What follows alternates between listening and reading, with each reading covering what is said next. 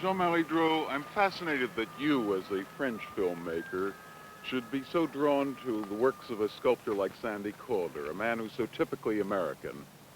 Yes, Calder is typically American, but in the same time, don't forget that he spends a good deal of time in France and that he has been influenced by artists he met in Paris, like Mondrian or the Spanish painter Miro.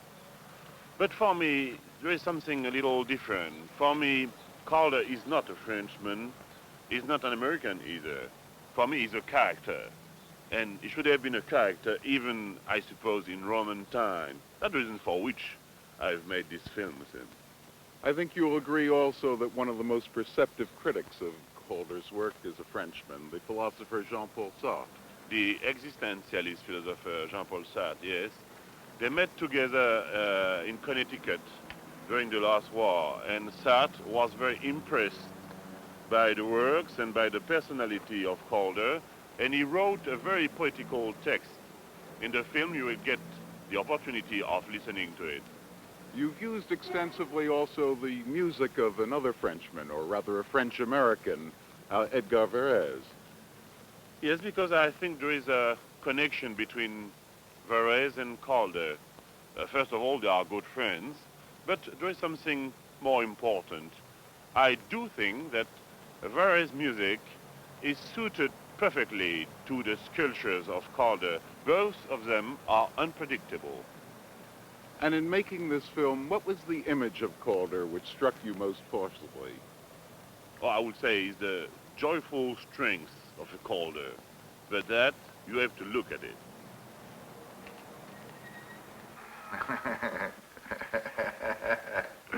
Salut, les gars. Et l'équipe française de radio-télévision.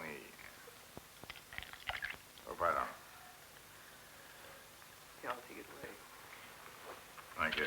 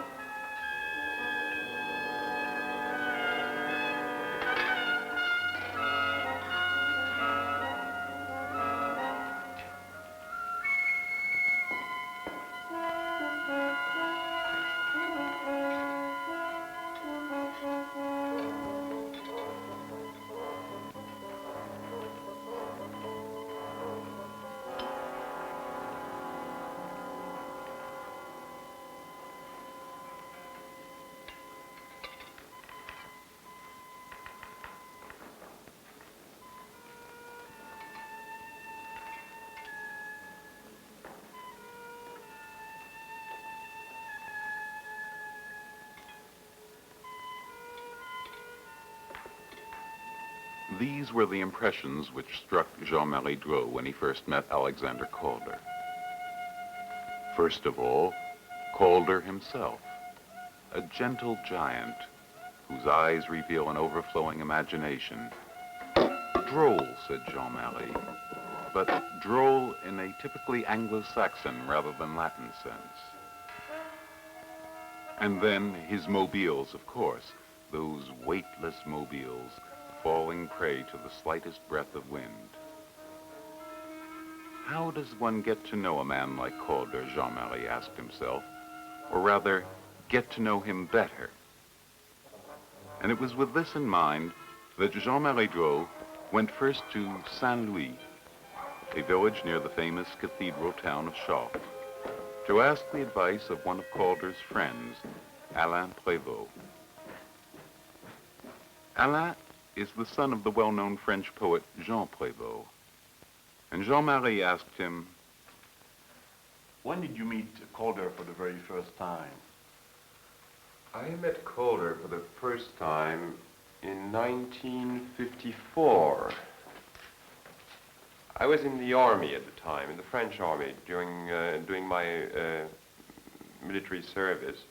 Of course, I was dressed in a uniform, and Sandy appeared with a red shirt and I think a purple tie. I was absolutely mystified by this color and this mass of white hair. It was on the Boulevard Saint-Germain, the little restaurant called the Restaurant des Saint-Pères, which was Sandy's restaurant. He knows restaurants in Paris much better than most Frenchmen do. And we went in a back room, which he favored especially. It was an extraordinary meeting. I think we spent an hour and a half together. He was with his daughter, Sandra. I was quite impressed. You know, it's one thing to see a mobile for the first time before anyone has opened any windows. I mean, it hasn't moved yet, and then suddenly there is a draft and the mobile starts moving, and then you begin to understand the mobile. It's the same thing with Calder. I'd read things about him, but until I saw him in the flesh, I never realized any man could have such strength.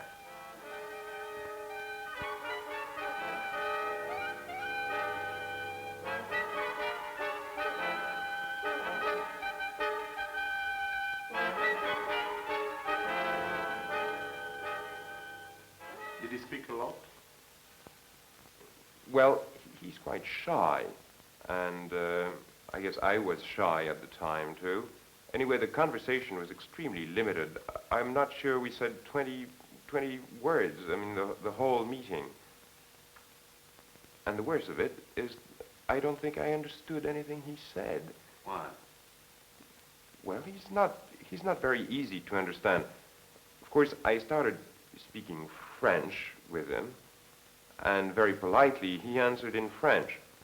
So I thought his French probably was not very good. So I used English, and he answered in English. It was the same. It was the same, and I thought maybe my English wasn't very good.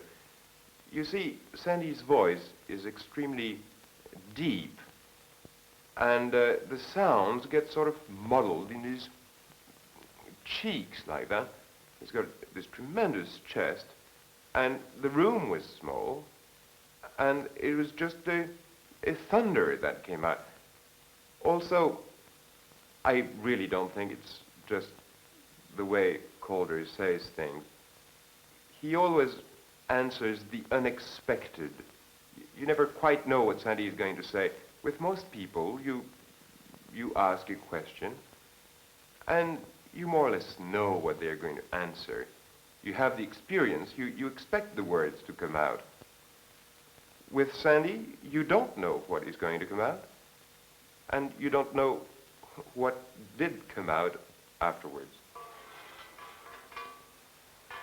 Now we are at Calder's home at Sachet on the Loire River in France, less than 100 miles from Paris. As Jean-Marie speaks with him, we can hear the restless breathing of his forge in the background.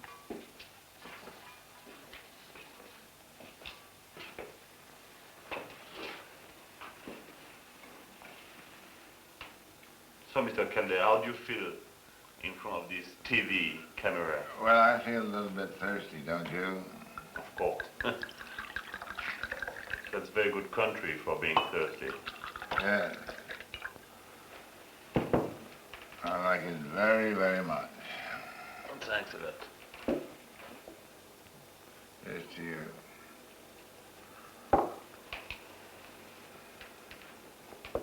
How do you feel? In front of your camera again? Yeah. Oh, I'm getting used to it now. To use a French word, I feel rather blasé about it. But that's a very strange object, no? Oh, one gets used to things, even the most strange. Did you ever ride in the subway? Yes, of course. The metro? Yes. Well, that fixes you. That's a little the same.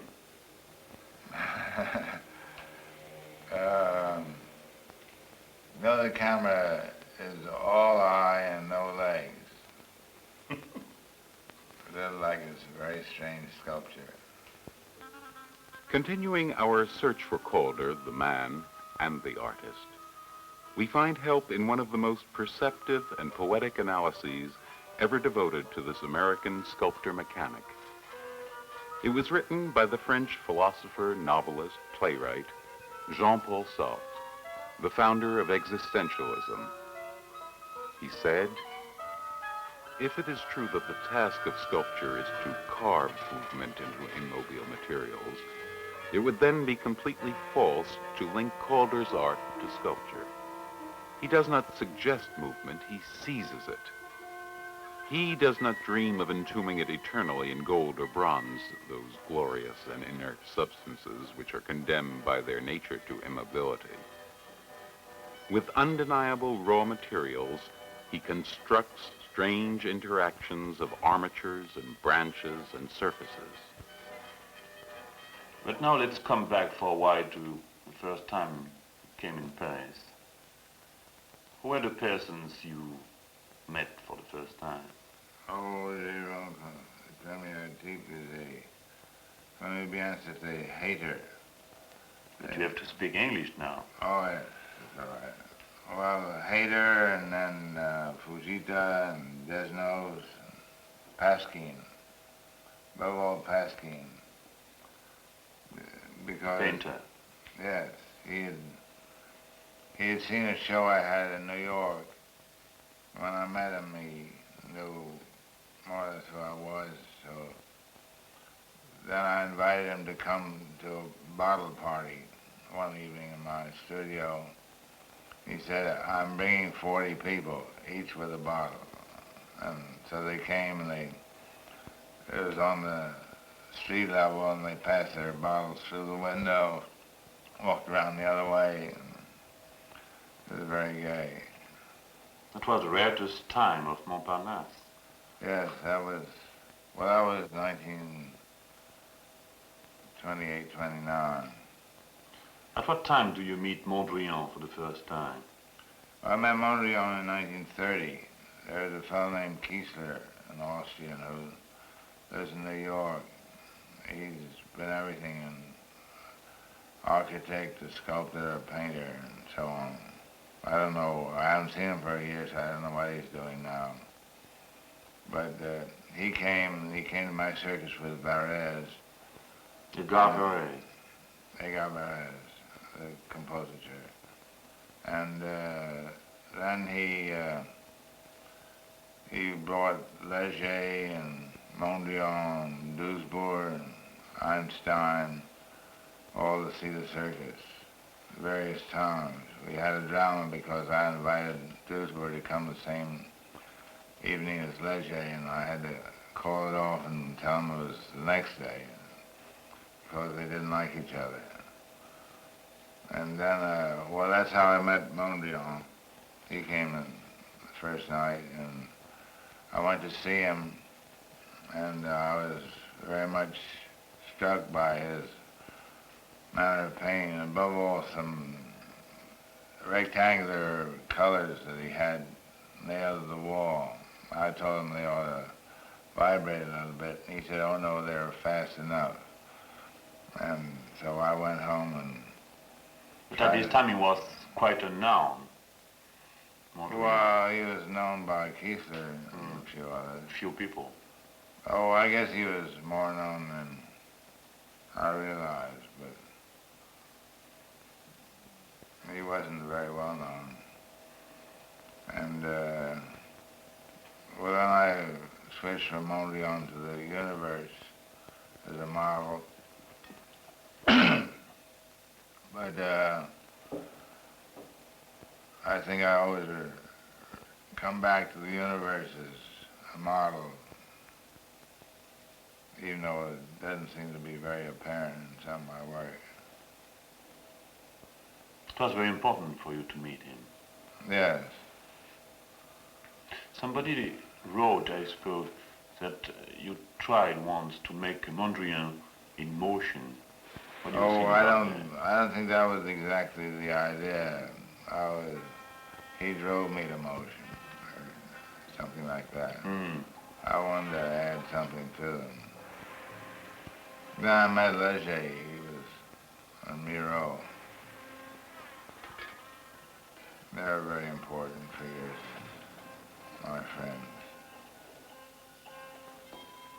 And Jean-Paul Sartre adds, a mobile is a little block party, an object which takes its meaning only from its movement and has no independent existence. It is a flower which withers as soon as it stops, a pure play of movement, like a pure play of light.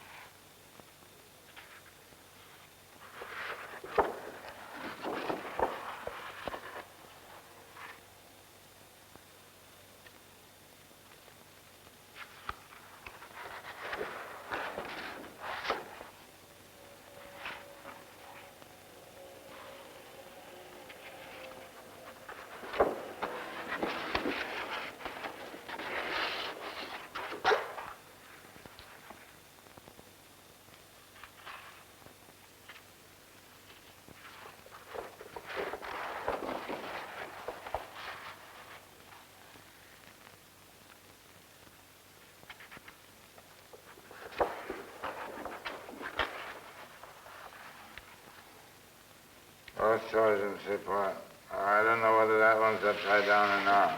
I can't make up my mind.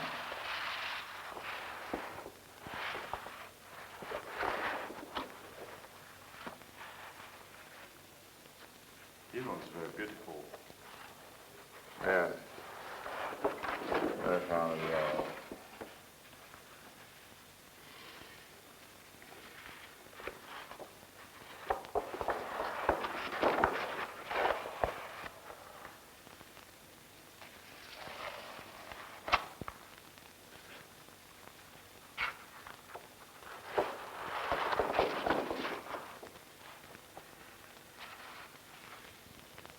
The last one. Yeah. Okay. That's all.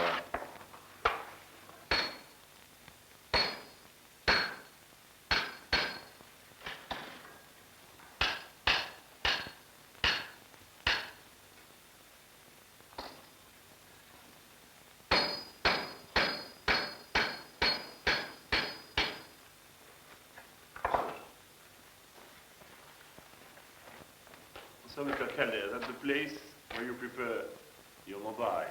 No? Yes, I do most of the work here. The sun gets me sometimes and the lights get me some other times, but I do most of the work right here. Do you remember from time to time that you have been once an engineer? Oh, vaguely.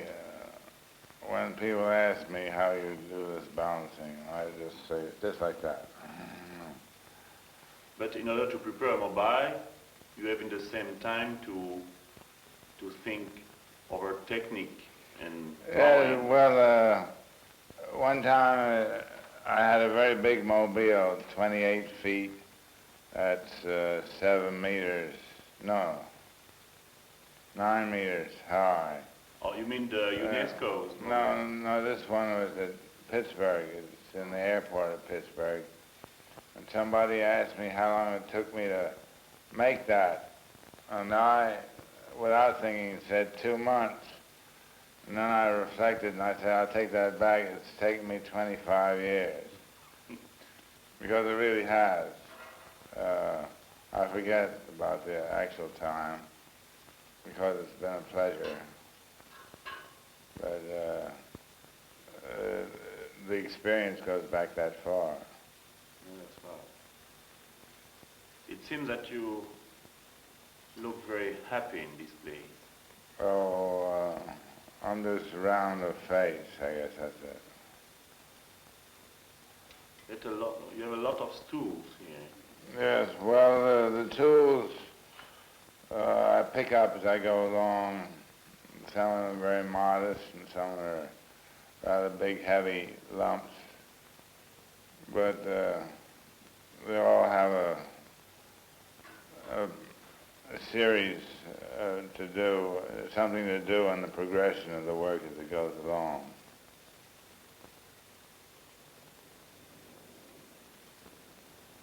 Somebody help you? No, that's terrible to have somebody help you. If I have a very big thing, I go to somebody else and I help him, because it's much better to be an onlooker, and then the fellow knows what he's doing. It's more secure. Well, I'm a bit of a scaredy cat, perhaps. But, no, but a man who's working heavy iron and heating it and all that stuff all day long knows more than I do about it. So I let him do it, and I hold on, and the other end on the tail end where it has to be held off the ground or something, I'm the horse. Sartre also has this to say about mobiles. Sculpture suggests movement. Painting suggests depth or light. Calder suggests nothing.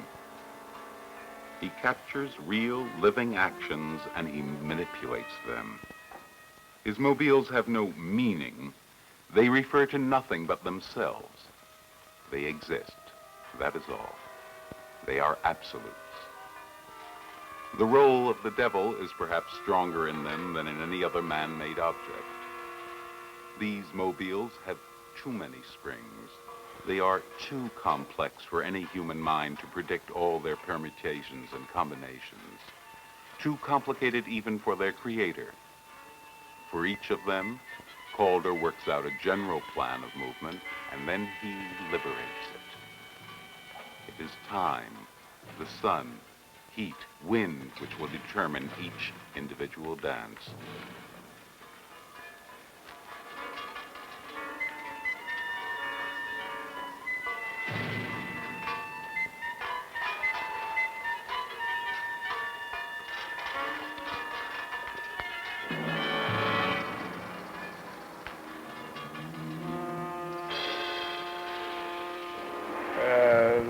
The first things that I remember making out of metal were bits of jewelry for my sister's dolls.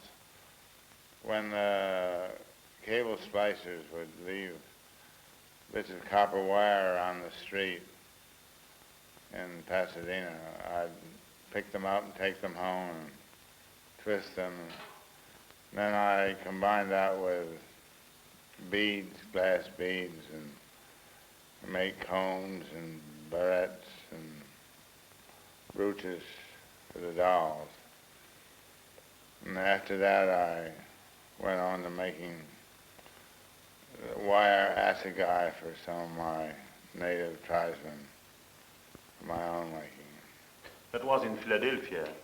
No, well, this was in Pasadena. Philadelphia was before that, but I just had horses and wagons to play with when I was in Philadelphia. But I suppose that you like metals, no? Oh, well, that may have come a little later. Philadelphia was I was quite young. I'm glad to be out of it, Philadelphia.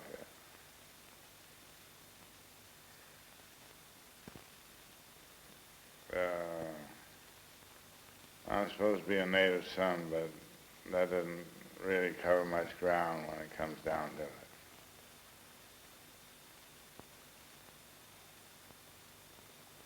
You like to stay without doing anything? No. No, I thought it says without drinking anything, but both go. No, I like to work. When I go away for a week or two, I'm very unhappy unless I have something to do. Well,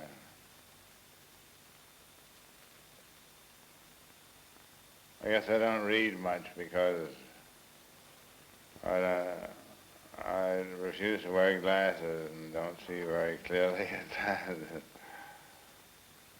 So, but I see clear enough for my work. And you must work with your hands, I suppose. Oh, yes.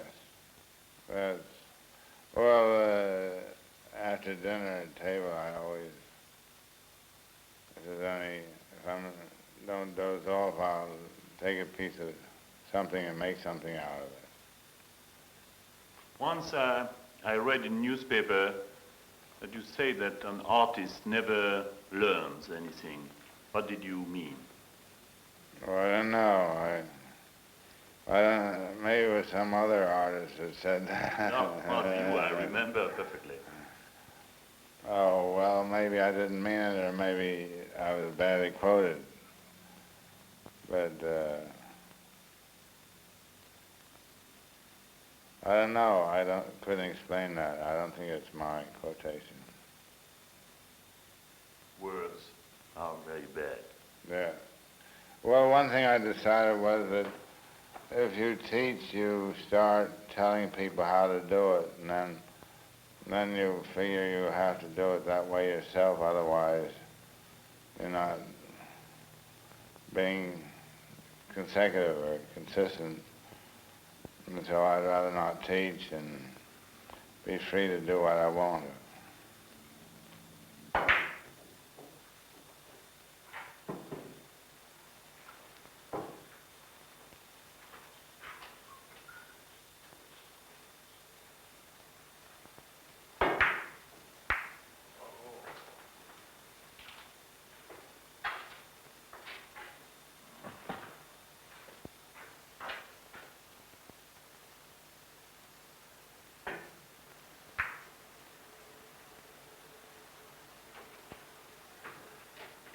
And then there is Calder's son-in-law, John Davidson.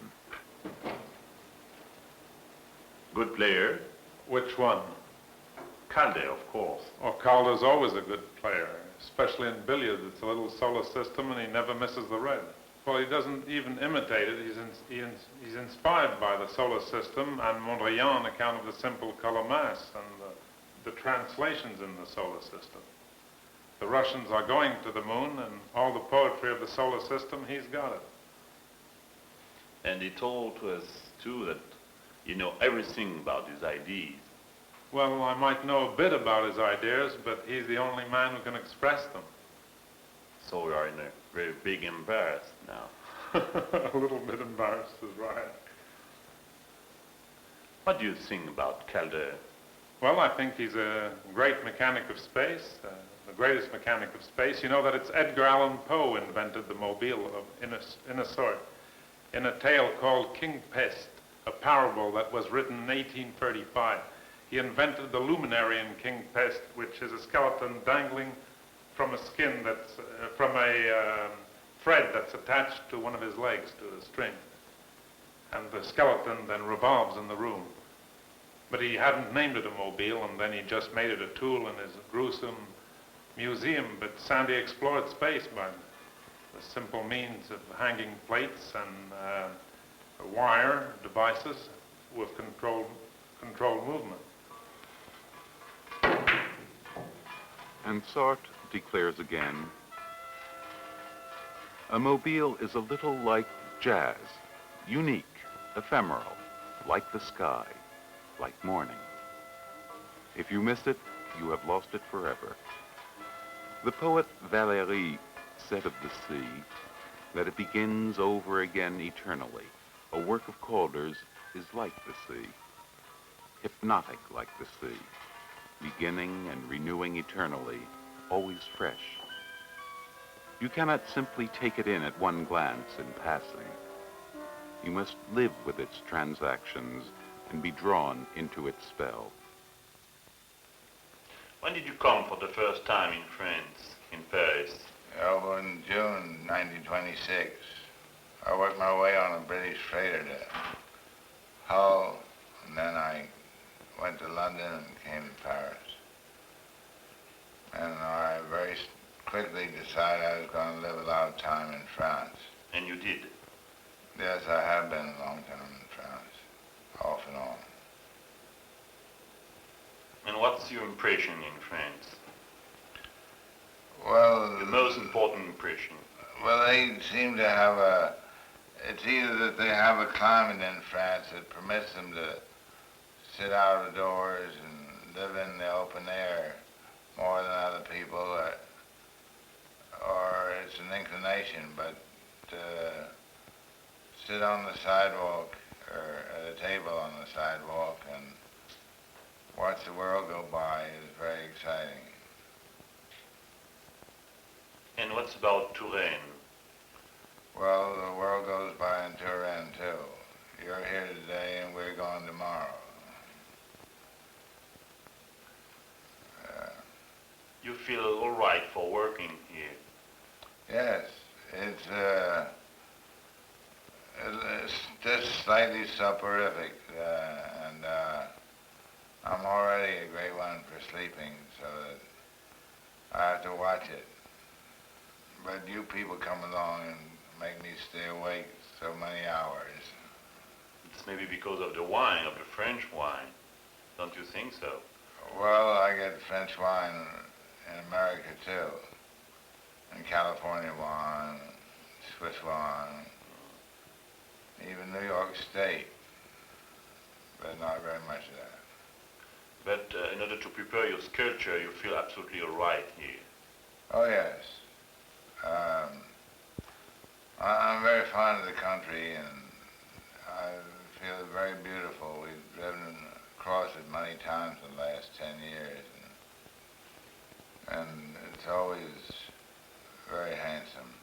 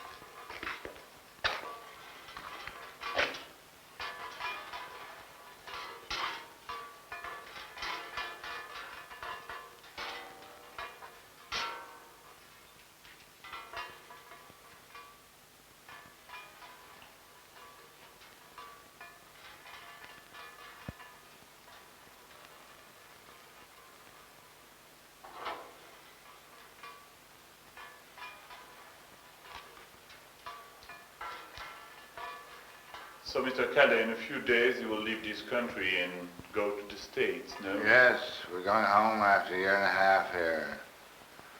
It's going to be rather curious. What will be your impression, you suppose, at this moment? I have no idea. I always wait till I get there to decide on my impression. You know that we will come to when... Yes, I hear you're coming to invade us. We'll be ready for you. It will be a comparison between your way of living in France and in the States. Oh, it's pretty much the same. We're the same people. So we'll see you later. Yes. See you soon.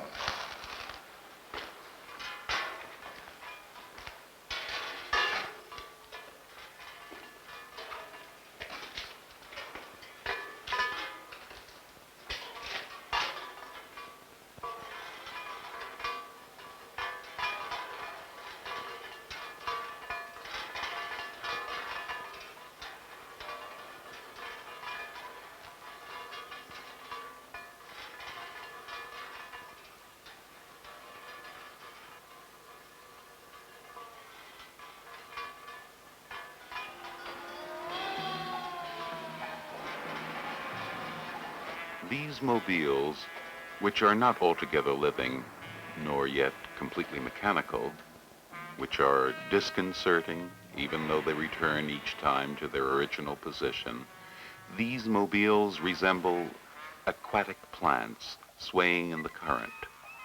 They are like the twitching of Galvani's headless frogs, like cobwebs caught in a rising draft of warm air.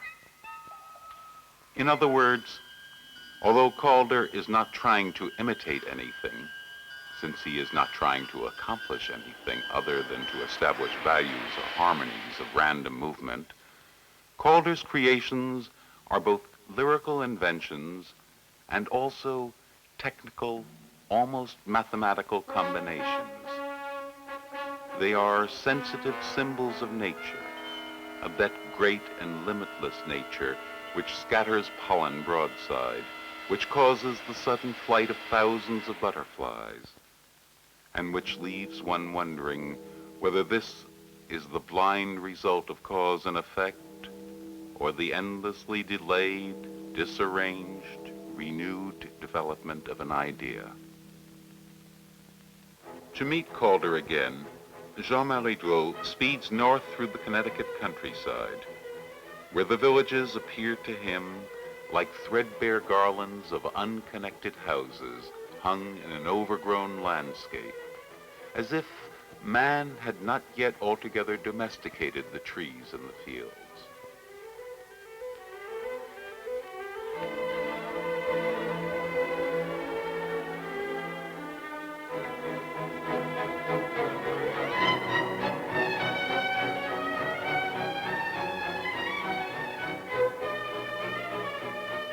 And there, in Roxbury, at the end of Painter Hill Road, in that black and white house, which strangely recalls a set of dominoes, he will find Calder, the giant.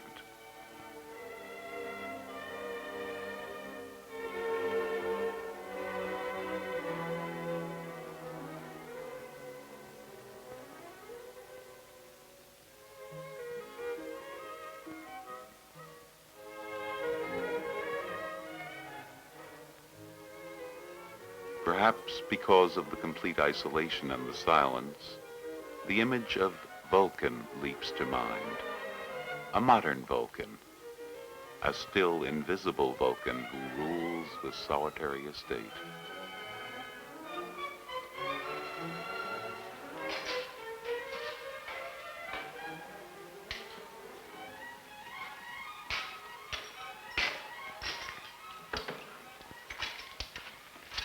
So, Alexander Calder, this time we meet in your house, in your atelier in Connecticut.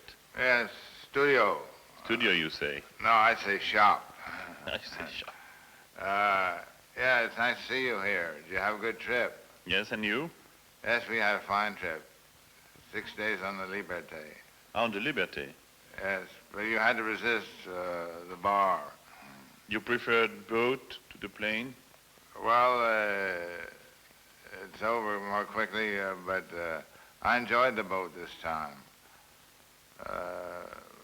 It's just this problem of resisting one's appetite and so on. Last time we met in Sachet on the Loire in France, you told me it was not possible for you to explain about your impression. Well, I hadn't had it yet. You mean about coming back? Yes, it's too early. Oh, no, I'd say I had not had it at that time, but... But now? Well, I like it very much here, and I like it very much there, so I like both countries. What will be the difference for you between the Connecticut, living in Connecticut and living in Sachet on the Loire? Well, of course, we live very much the same way here as we do in France. We have the same way of living, but I really prefer France. And I don't think many of my American friends like me to say that. But I think it's because I've lived so much there when I was a child. And also, I like the way the French live. I think they know how to live better than any other people. Perhaps it's the cafe life, perhaps it's... And also the way the country looks. It's so beautifully cultivated. I find when I get back here that everything looks terribly untidy and very unkempt. I And mean, why? there are fields and there are cows, but nobody works the fields. They pasture the cows, but that doesn't keep the fields in order. And what I love about France is that you can go in any direction and you see these absolutely beautiful cultivated fields, whether it's wheat or flax or whatever it is they're growing, or any time of year. It looks beautiful. And the farms always look so beautiful. That's the most important difference for you between To the me two it is. countries. Yes. You are a rider on 2 horses. Well, I wouldn't put it that way. But how is it possible for you to proceed working here, what you start in Sachet? Well, I have all these tools, you see, and the counterpart is in Sachet, and what I can't get, I do without, and so forth and so on. And I can usually work almost anywhere. What do you bring from Sachet with you? Photographs of my grandchildren. That's all. Yes, and of their parents, too. So I'll leave you working. Yes, well, I get busy.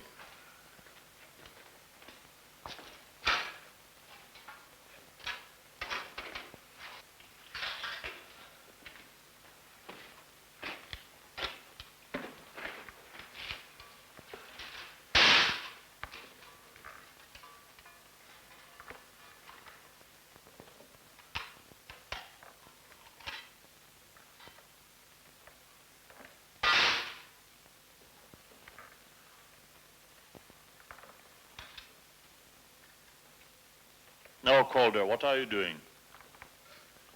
I'm making beautiful things. Beautiful things.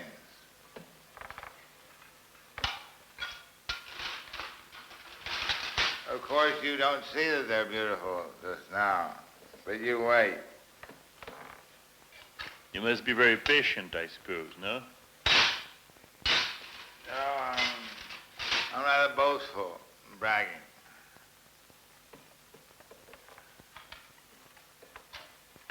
Because I know already that they're going to be good. But you're not quite so sure.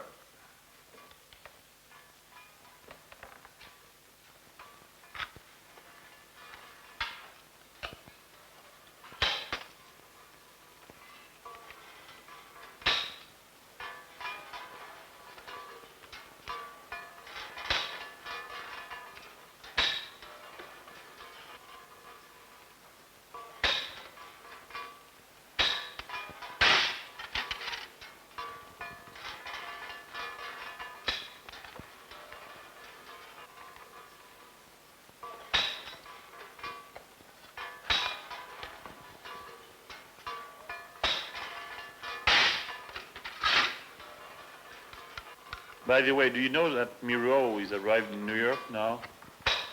Yeah, I'm going to see him. We telephoned today, and I'm going to see him Thursday for lunch.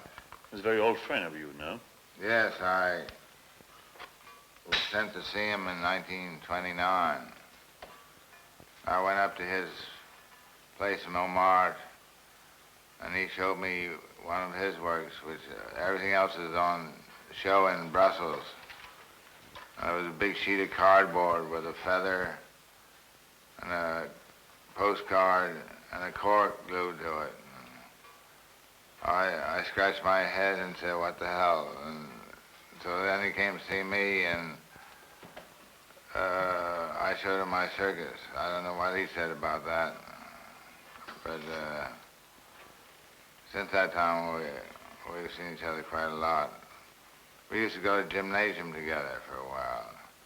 That was a funny one. And then he wanted to learn how to dance a l'Americaine, and he came all fixed up with a bowler hat and a little square yellow tie, and he was a proper. But I danced, but I guess he didn't do very well that night.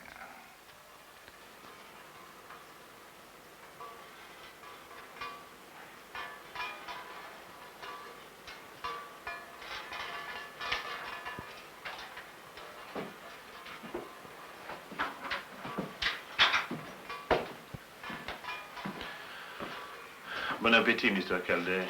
Oh, c'est un peu tôt, n'est-ce pas? But you have to speak English now. Oh, yes. It's never too late to speak English. I read somewhere that once you told to a journalist, a newspaper man, that for you a mobile is over when the dinner's clock rings. Well, it was really on a TV show, and it was really to tease that guy, because I just was feeling naughty, I suppose. It's too bad you're not drinking today. Tomorrow we'll have a drink.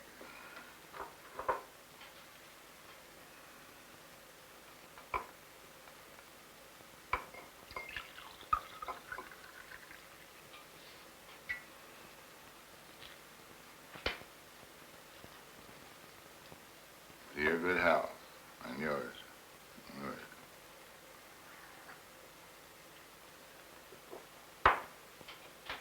A little bread.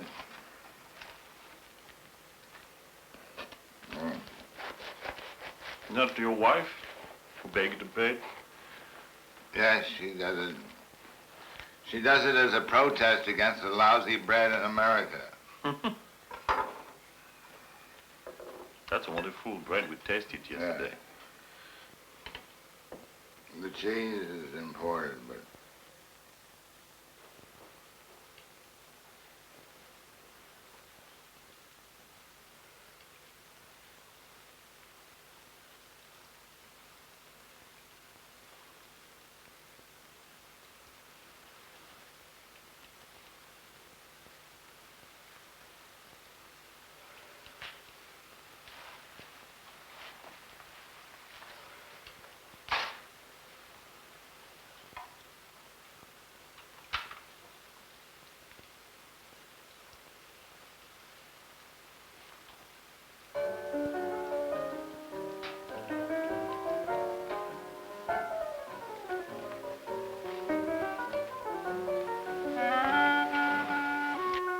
Mary Calder, we have been watching you for a little while now, and I think it is time to ask you, the niece of Henry James, how we may come to understand Calder more fully.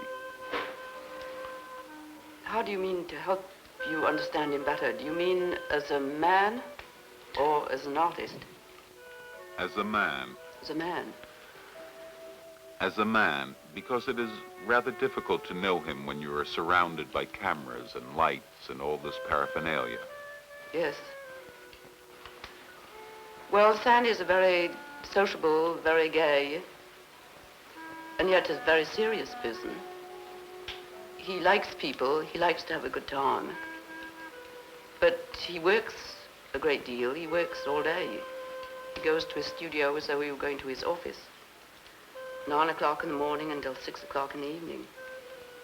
But everybody thinks he's very gay and spends all his time having a good time, which isn't true.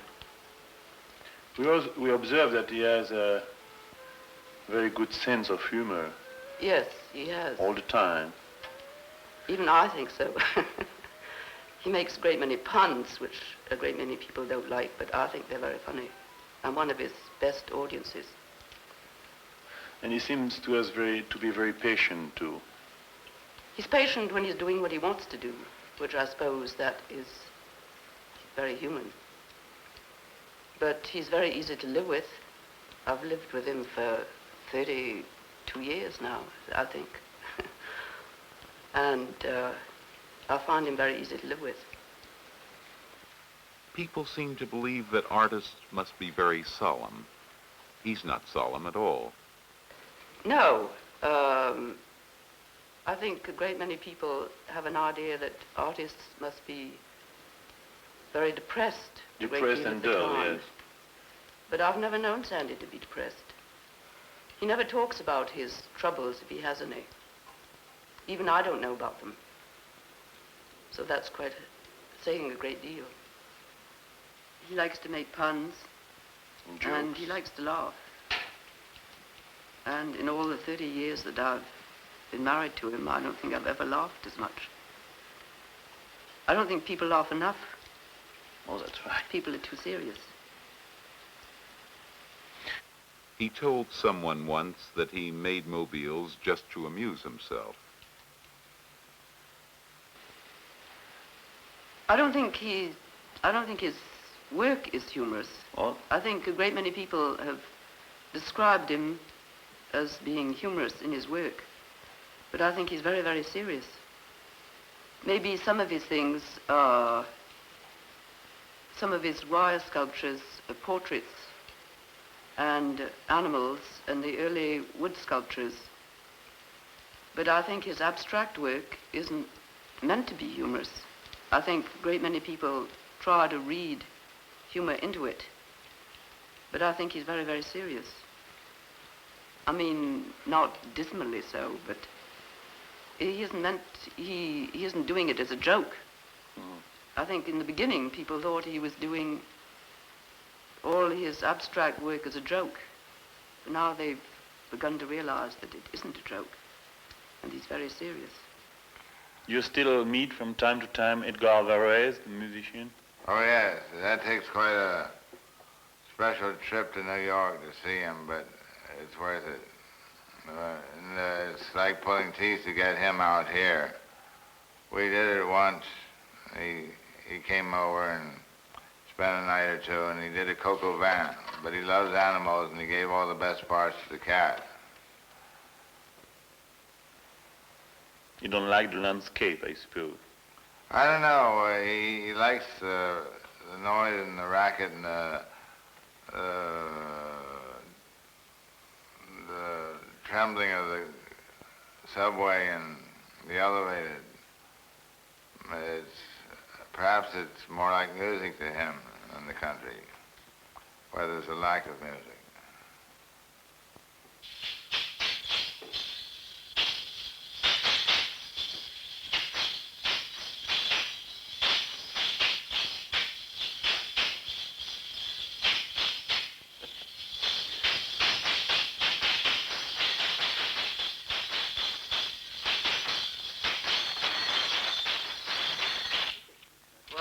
What you sell comes out? Oh, I mean, you're drinking all by yourself again? You big pig. So the departure for New York is for tomorrow? What? Departure for New York when? Oh, let's get off early. 9 o'clock. Get out of the house. So early? Yeah, but, So early?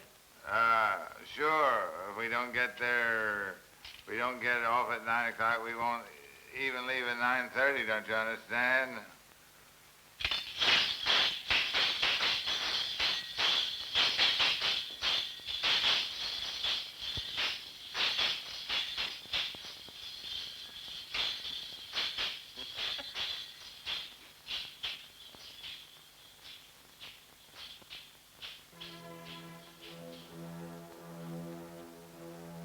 Once again, Jean-Marie rolls along the highway. Vulcan is at the driver's wheel. He doesn't bother to look to one side or the other because he knows the road by heart. Ahead, at the end of the road, as he knows, Miro, the painter, his Spanish friend, is waiting. But Jean-Marie knows that this is also a leave-taking. He is aware as he follows Calder, well protected by the spread of his shoulders, that he is not only on his way back to New York, but to another world. And he cannot help giving us this final glance of the Connecticut countryside, still fascinated by those little white churches which remind him surprisingly of Walt Disney.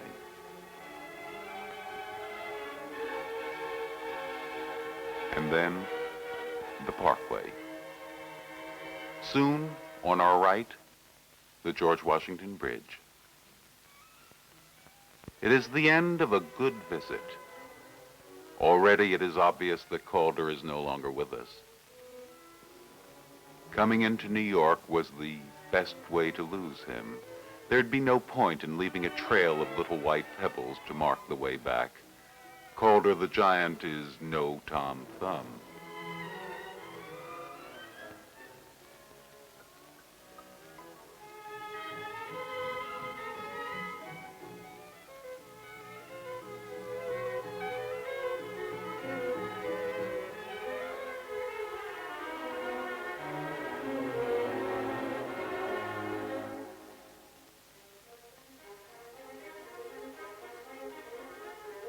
Later that afternoon came this meeting, this almost mythological meeting between the Vulcan, who is Calder, and the Mercury, who is Miro. As they stroll along, Calder whispers something into his ear, and we quickly realize that there is no room for us now. We leave them as they lose themselves in New York, the giant holding Miro by the arm.